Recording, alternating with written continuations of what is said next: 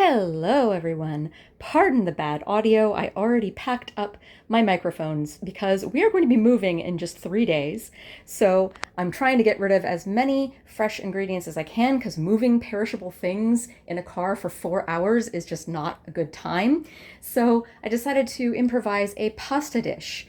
I had some Parmesan cheese that I had to use up. This is the rest of that. I had some pine nuts that I wanted to use up. These are the rest of them.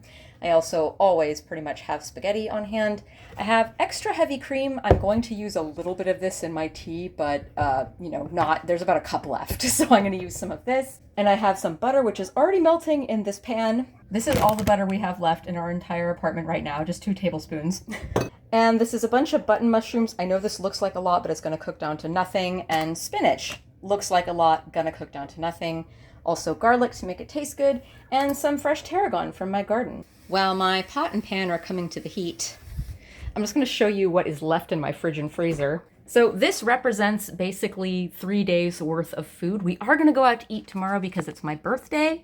By the time I post this video, who knows when that'll be. But anyway, we have mostly like a few pickles and some leftovers that I'm going to put inside of tortillas.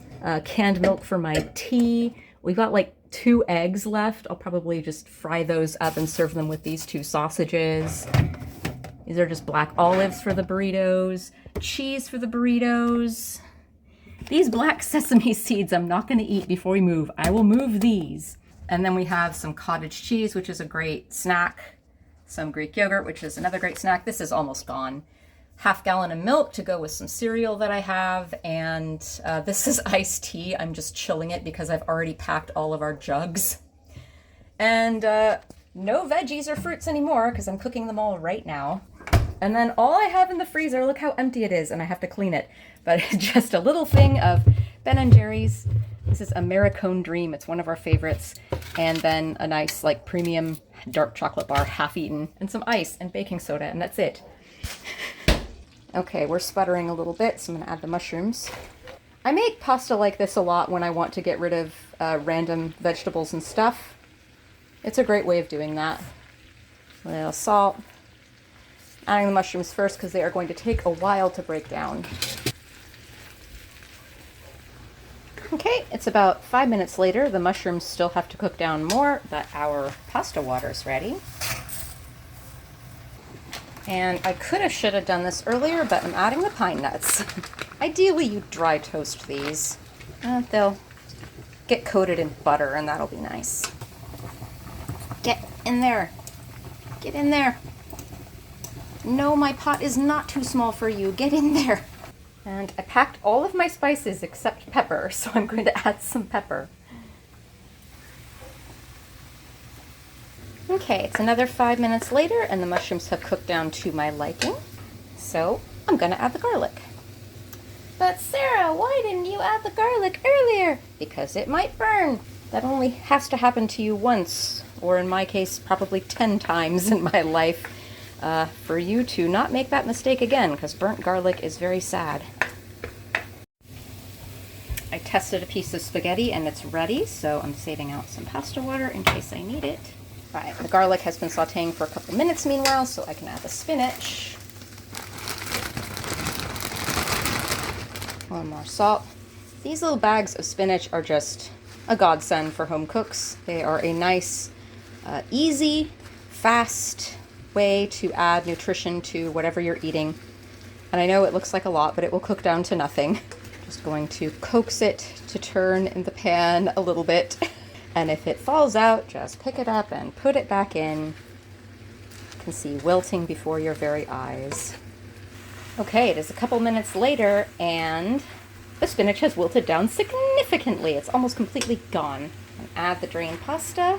And this is where, yes, indeed, we need a little pasta water to help loosen this up. We are going to add cream, of course, but this pasta is quite dry from sitting in the drainer. Now, you could, of course, like stop right here or cook this in olive oil, and you'd have a lovely little vegan pasta dish. Of course, I'm cooking this primarily to get rid of stuff, so I'm going to add the stuff that I want to get rid of. Just eyeballing this, but I'm going to add about a half a cup of cream. This is actually a very similar technique to making a very basic Alfredo sauce. It's just butter, cream, and Parmesan cheese. But I'm dressing it up with other ingredients. And once this has heated through, I'm going to add the Parmesan cheese off the heat so that it won't separate and curdle and stuff. It looks a little bit dry, so I'm going to add the rest of the pasta water. I hope that is enough.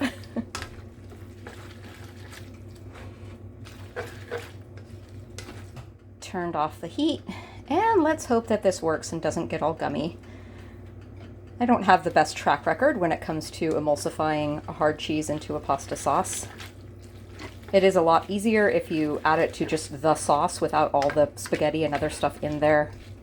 It's also easier if you're a pro chef and have good equipment and can and you're not holding a camera with one hand and you can toss it like that to help emulsify the starches with the cheese water better.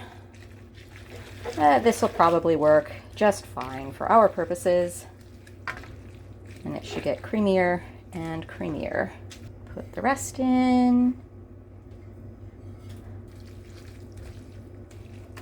I mean, if you have leftover meat in your fridge or something, leftover cooked meat, you could always dice that up and throw that into. Okay, I've turned the heat back on because the cheese has melted into the sauce, but it is not quite absorbed enough and thick enough. So I'm just going to keep stirring it with heat on medium-low until it gets to my desired consistency. Okay, it's a couple minutes later and it has thickened up and absorbed a little more of that sauce, so I'm ready to plate. If I were fancy, I'd twirl this carefully, but I'm very hungry. Sprinkle with the fresh tarragon. And I forgot to taste for salt at the end in the skillet, and it does need more salt. I tasted it just now, so I'm just going to sprinkle some on top and instruct my husband and myself to just stir it as we eat it. So anyway, there you have it. Some improvised "we are moving soon" spaghetti. The next time I see you on this channel, it'll be, well, in part from our new place because it's old footage that I recorded here at the old place, but the next main cooking video on this channel will be from the new place.